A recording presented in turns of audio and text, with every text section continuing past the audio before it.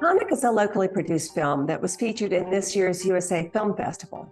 It's about a washed-up piano player in debt to a corrupt cop whose only chance to survive hinges on whether to do a hit job, or maybe not.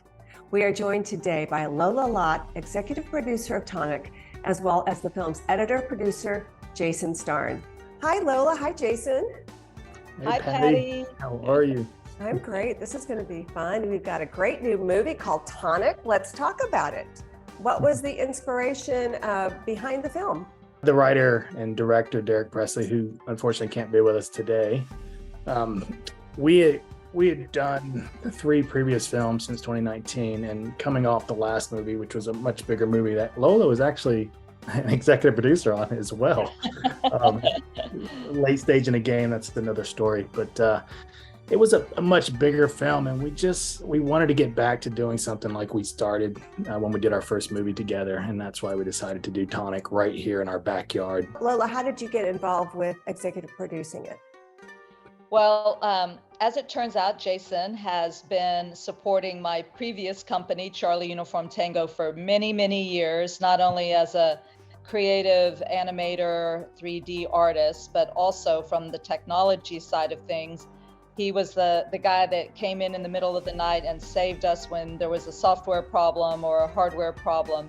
So I have grown to know Jason's capabilities and rely on him in many other ways. So when he asked me to co-produce with him on this film, it was a no-brainer. The production company behind it, though, was what? It's Muscular Puppy is the production company behind it, and that's a company that Derek, myself, Alex Blackman, and another gentleman, Garrett Schwint, had formed back in 2019. Tell us briefly what the movie's about. It's about a jazz pianist that he's kind of given up on life, but he really just wants to play the piano. He doesn't care about anything else. He does care about his sister, who he takes care of. He has a debt to a police officer, a dirty cop, who he owes drug money to, and he can't pay. So the cop asked him to do something for him, and we follow his journey overnight as he tries to take care of this task, which is killing someone. You were the editor on this, right? As well as the producers. Yeah. Was it fun to edit like a shoot 'em up?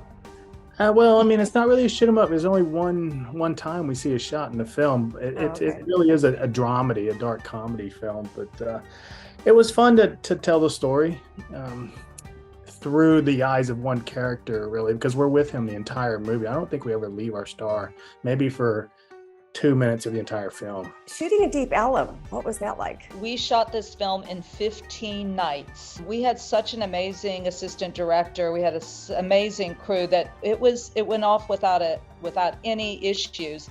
And then the unexpected surprise was all the ambient activity and sounds that you got off the street.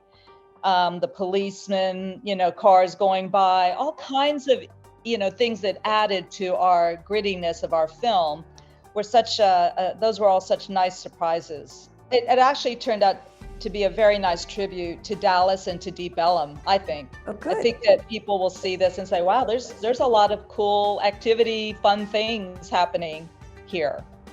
Yeah, it'll be something that the Dallas Film Commission can use. Here's your demo reel for Deep Ellum. Yeah, exactly. Well, so what do you want the audience to take away from this film? What's the moral of the story?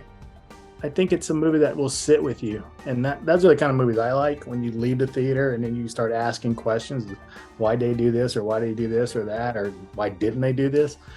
I think that's what I want from it, because if the movie sits with you, then you really embrace it, I guess, and you really felt it. So that's what I'd like to see from it for people. We were in the USA Film Festival. We closed out that festival with our movie, which was a great compliment. And for the Q&A, I was really impressed and surprised by how many questions there were from the crowd. When you're in a story and when you're working on a film for so long, you know all the answers, so you assume everybody else does. And I think that Jason's editing had so many people curious. What about this? What about that? How did this go? And that was the best thing, because they were truly interested. So where can people find out more about this film? Where can they see it somewhere? Well, we can't see it yet unless you go to the festivals. But if you go to tonic-movie.com, we keep updating that site. The trailer's there, the film's EPK is there. So speaking of film festivals, are you entering this in other festivals, and where are you going from here?